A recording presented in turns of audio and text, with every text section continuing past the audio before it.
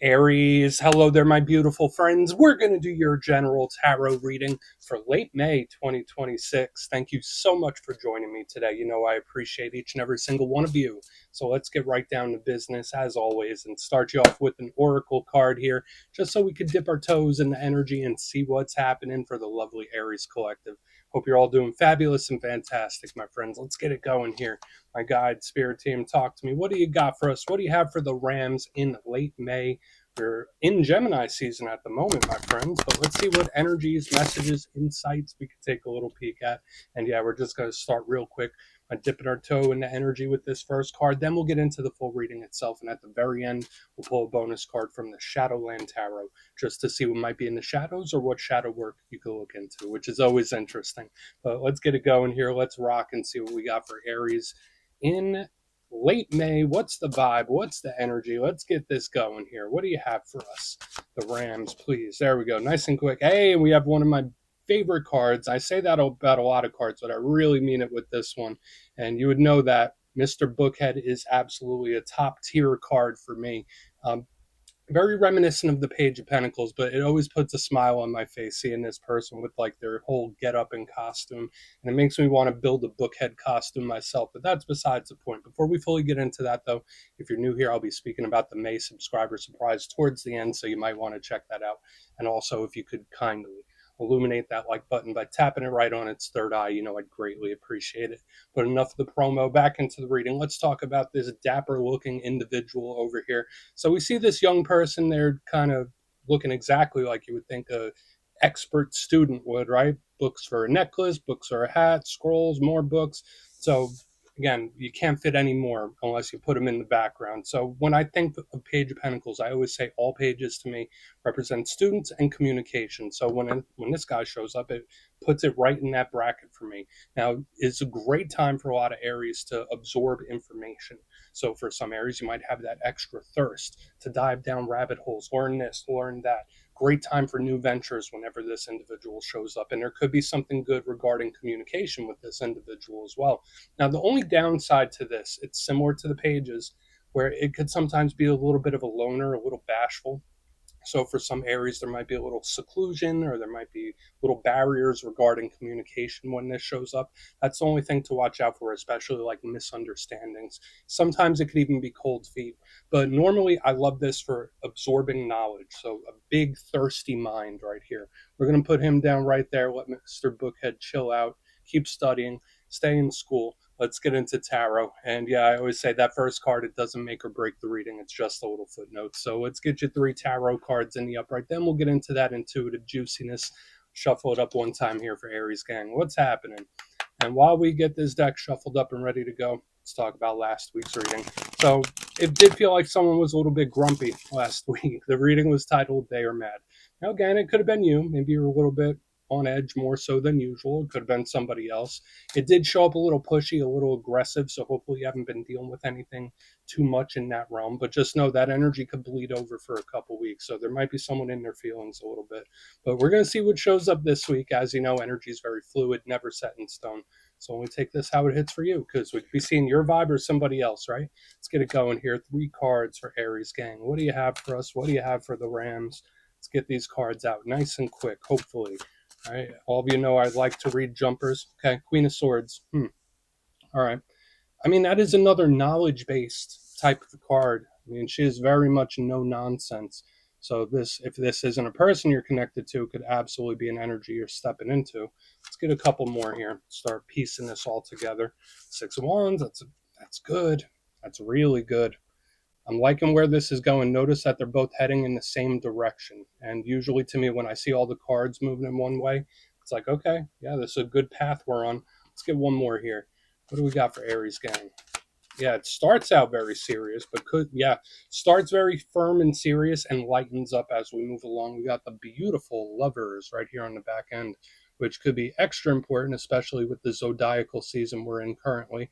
But let's go through. I'll give you some of the classical meanings and archetypes. Then we'll get into that juicy, intuitive stuff. But at first look, first glance, you know me, I always love to look at the elements. I feel like that frames the reading and tells us how the energy flows or how comfortable you might be with it. And yeah, all these elements actually do work very well with people with Aries placement. So even if you're cross watching, this is a good thing. So we are air predominant with a little bit of fire, and Aries as a cardinal fire sign work perfectly with all this mixture. Now, when it comes to the air, that is that logical, pragmatic mindset type of energy. So for a lot of Aries, it's a great time to really focus on your mindset, really take control of how you view things and perspectives. Again, the thirst for knowledge is here when we have the air, because it's about either giving or receiving information. That's a big thing with the suit. Big for communication, especially with these two end cards. Now, the only downside to air is sometimes it could overthink a little bit. Sometimes it could be a little too much in its head. Air can also be a little cold and detached, so that's something to watch out for. In the middle, we have our power element, our comfort zone. We have fire, the realm of action. So whether it's the actions we take, the actions other people take, the actions that we want to take, we think of energy, we think of vitality. It's a high energy type of vibe that we have going with the fire element. So I think that could be a great thing. The only downside to the fire is that it can be a little explosive, a little volatile, right? But if there's any sign that could roll with those punches, it would be Aries. But the combination of fire and air, those do feed off of each other. But again, these are comfortable elements for Aries, so I don't really mind it just yet. Let's go through and start building this out piece by piece. Position number one, we got the beautiful Queen of Swords herself chilling right here. Now, for some of you, this could be an air sign you're connected to. Remember, it's not gender specific.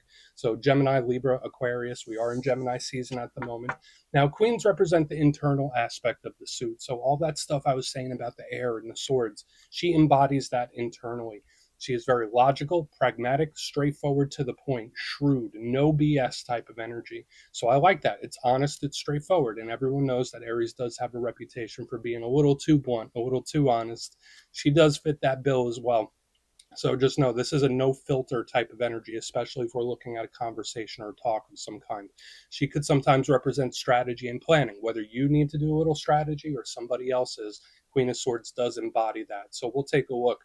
The downside to her, similar to the air, she could be a little cold.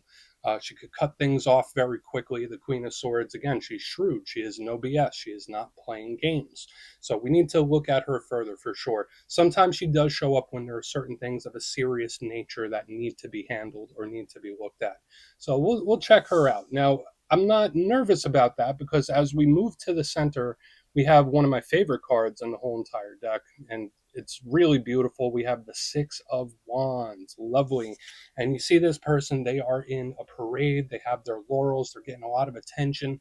To me, this is a card of complete and total victory and being celebrated for it or gaining recognition. That's a great thing. This is a big card of attention, whether you're giving it or receiving it. I like this. It's a card of getting kudos and recognitions for the things that you do.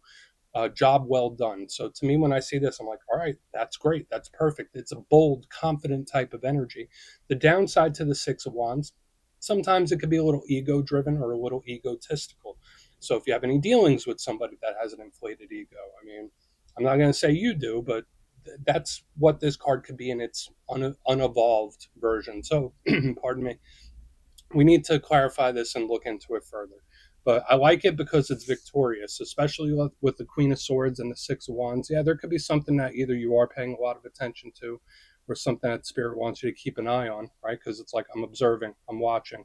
Now, on the back end, we have the beautiful lovers right here with the Archangel Raphael, the Adam and Eve symbolism. Gorgeous.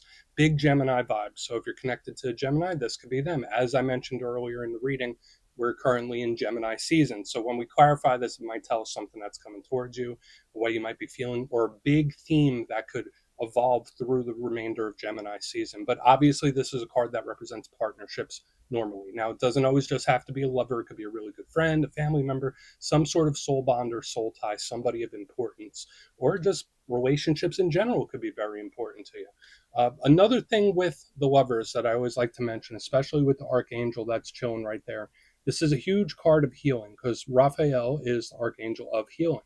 So whether you've been doing it, whether you attain it, I absolutely love it. Now, the downside with the lovers is sometimes it could represent, having issues with somebody that you're usually on the same page with.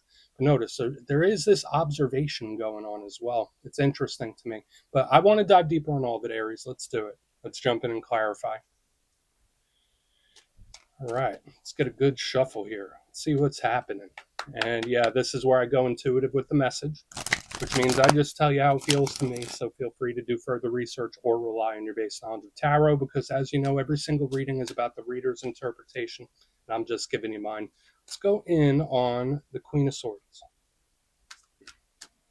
Oh, and yes, if you're a reader yourself, please feel free to play along. That's why the box is here. If you're feeling any messages you want to give to Aries, could drop it in the comments. I don't mind at all. Okay, why is this Queen of Swords here for Aries? Thank you. Cool. All right.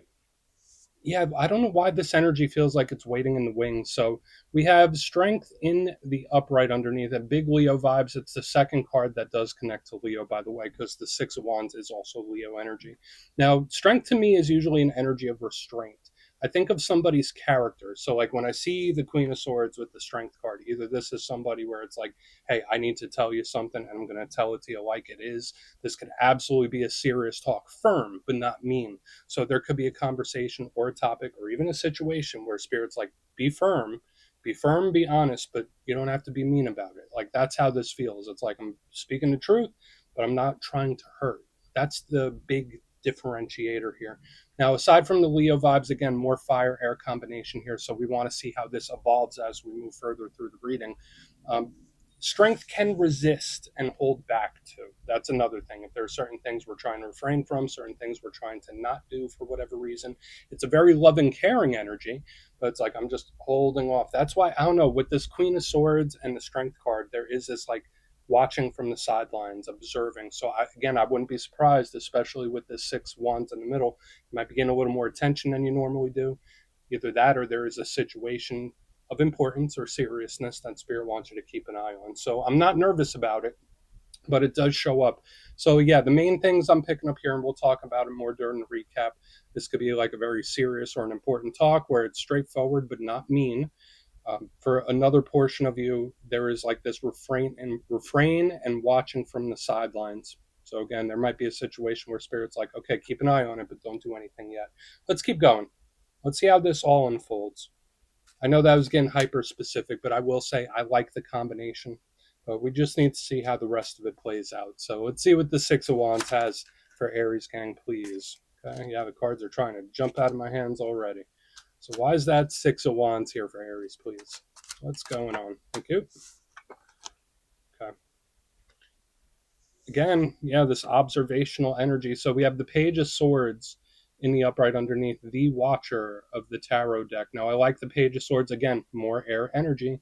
So it's like we have the yin yang, the air, the fire, the air. The air, we're going to see if we get more fire coming out here on the back end. But the Page of Swords, as with all pages, just like this one I was speaking about in the very beginning, observing, watching, but also a student and a messenger. This one is a little bit more defensive as well. That's one thing I would say. So we do have this energy of conversation where like this one is like, should I say it? Should I not? Should I hold back? Should I let loose? And then this one is like, hey, we'll get to it one day. It's like one of those. Like, ever have a conversation where it's like, can we circle back on this? That's kind of part of the energy I'm picking up here too, where it's like, all right, we'll have that talk, but let's circle back on it. Doesn't necessarily feel like avoiding, but there is this observation going on. Either it's necessary or it's happening, right? Like with the Queen and now the Page, the Watcher of the tarot deck underneath the Six of Wands.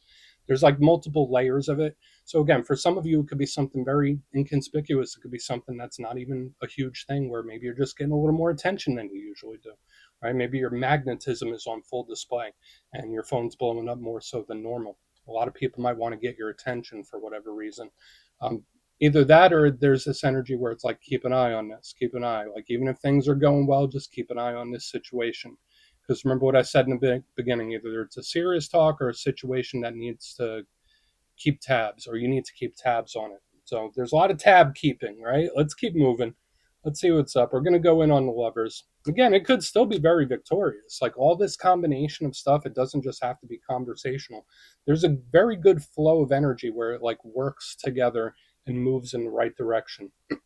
Pardon me. So let's see what the Lovers have for you, my friends. So why are they there? What's going on with them Lovers? Thank you. Okay.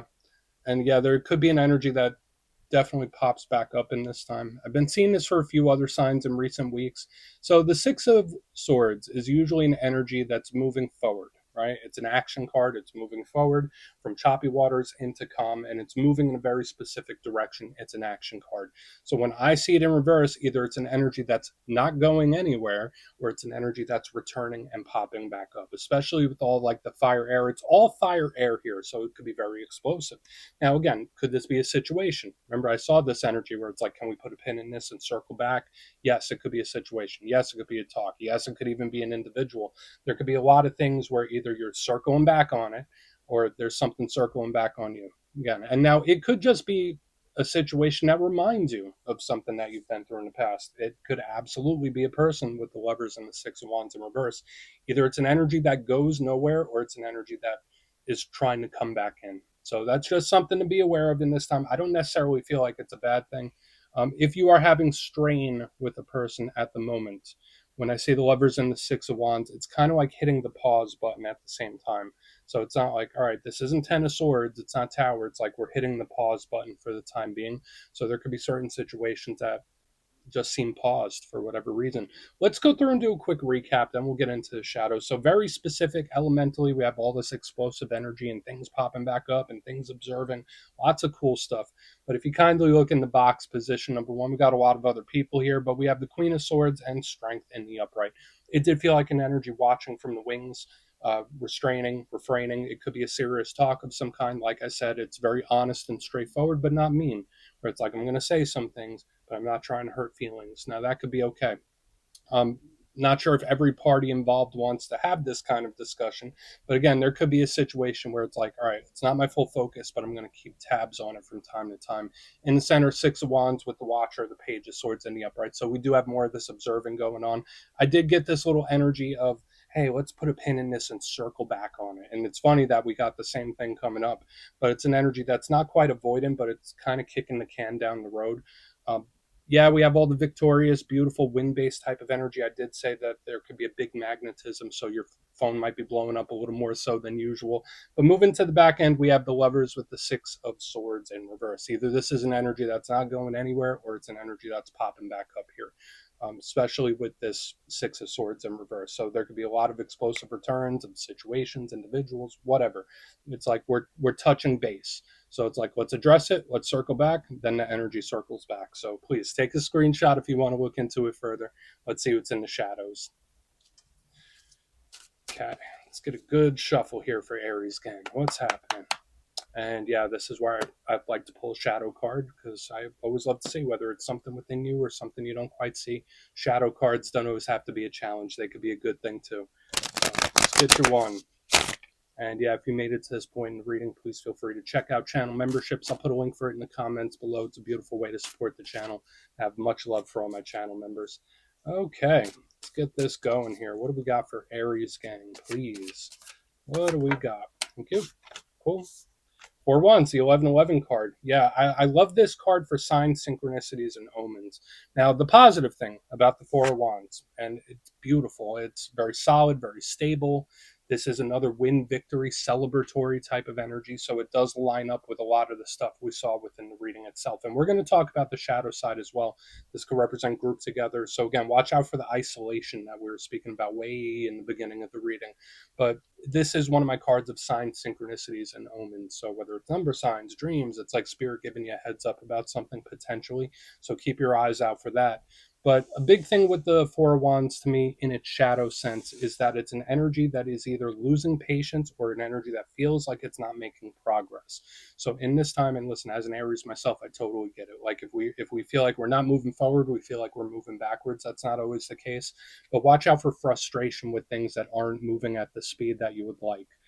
So we're just going to put that 4 of Wands down right there, my friends. That's what I have for you this week. Don't click away just yet, though. I'm going to give you the details of the May subscriber surprise. If you would like further insight on your situation, or you'd like to have a chat with me, you can book a personal session at my website, mastermetaphysics.com.